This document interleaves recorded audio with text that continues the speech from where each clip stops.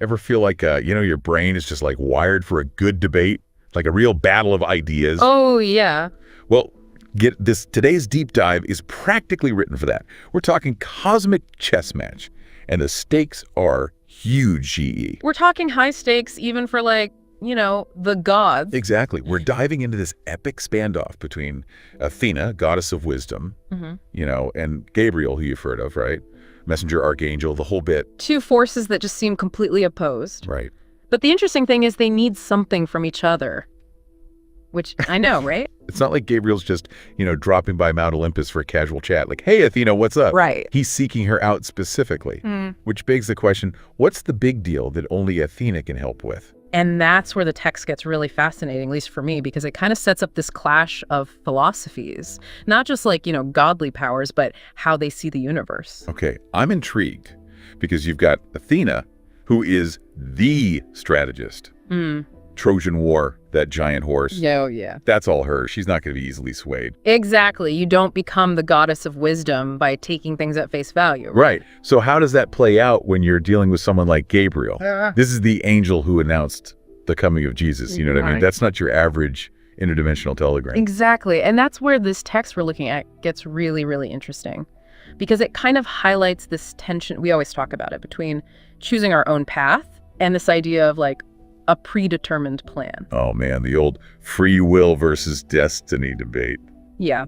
And Athena, she embodies that classic Greek idea of, arete, achieving excellence by striving, by choice. So she's immediately wary when Gabriel shows up. So it's like she's coming at this from, hey, humanity worked hard to earn its freedom, its right to screw up, to succeed, the whole shebang. Don't mess with that. Exactly. In fact, she straight up challenges him.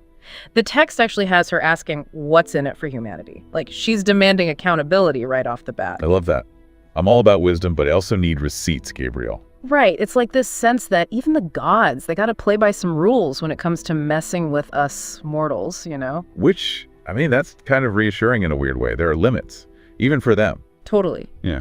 And by even going to Athena in the first place, it's like Gabriel is acknowledging that line exists, which just makes their conversation that much more interesting. So it's like we've got on one side, Athena, the guardian of everything humanity can achieve, right? Yeah. And on the other side is Gabriel, messenger of, destiny, right? What's meant to be. Right. And this is where things get really interesting, especially for us, because it gets to the heart of this whole debate about, free will versus destiny. Exactly. And the text actually digs into that. It straight up says that humanity thrives on choice.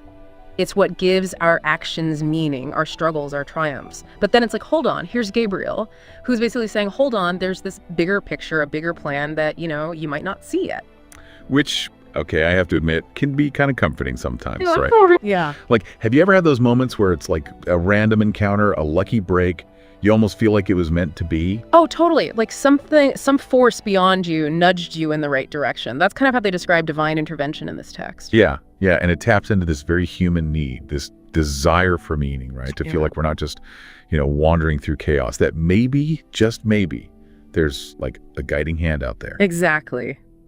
Okay, so where does Athena fit into all of this? If we're all secretly crazing that kind of direction, why is she so hesitant about Gabriel's whole message? Well, because remember, her whole thing is empowering humanity through reason, right? Through thinking things through. So she sees Gabriel's message, even if it's well-intentioned, as potentially undermining all of that, that free will that they fought so hard for. It's like spending centuries teaching humans to think for themselves, to strategize, and then suddenly it's like, oh, by the way, some things are just preordained. Yeah, exactly. It's like, what was the point of all that effort? All those choices they made? You have to admire her dedication, though, right? Oh, absolutely. She is protective of humanity's potential, even if it means going toe-to-toe with Gabriel, which, come on. Yeah. But that also makes me think, what's going through Gabriel's head this whole time, right? Right. Is he just standing there thinking, look, I'm just the messenger, I don't make the rules? Yeah. Well, the interesting thing is, the text portrays him as surprisingly understanding of Athena's concerns. He actually argues that his presence isn't about control.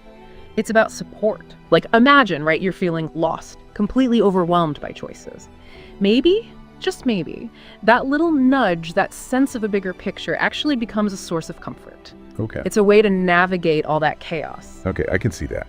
But then isn't there a risk of, becoming too reliant on that guidance? Like, what happens to our own inner wisdom, that gut feeling that Athena kind of represents, if we're always looking for signs from, well, Right. Yeah, that's the thing, right? Like, how do you balance that? Trusting your gut, but also, being open to, I don't know, little cosmic guidance now and then. Yeah. And here we are talking about literal gods wrestling with these same questions. So how do they even begin to find common ground? Well, this is where the text takes, honestly, a really surprising turn. Okay. It's Athena who initiates the resolution. Really?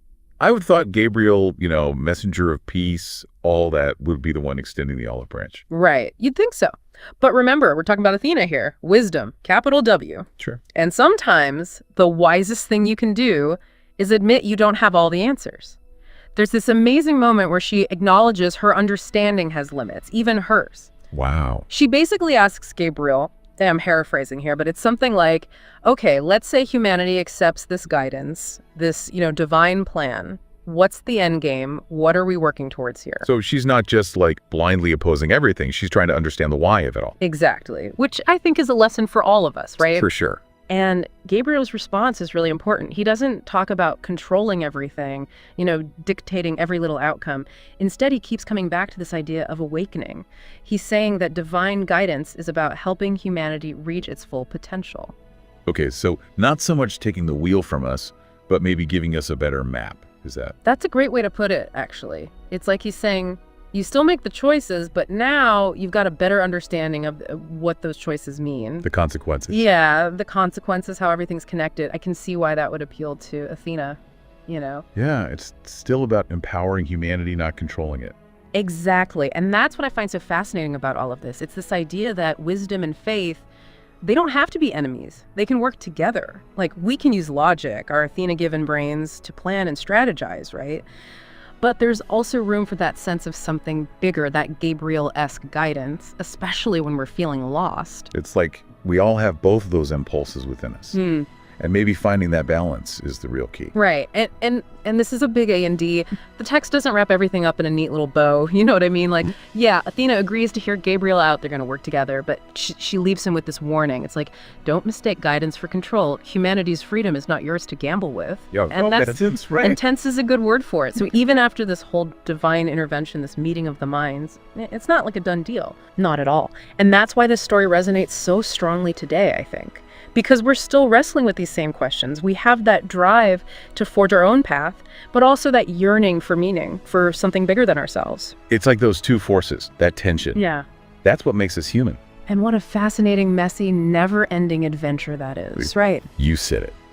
And on that note, until next time, keep those brains buzzing, and who knows, maybe you'll get a little cosmic nudge of your own this week.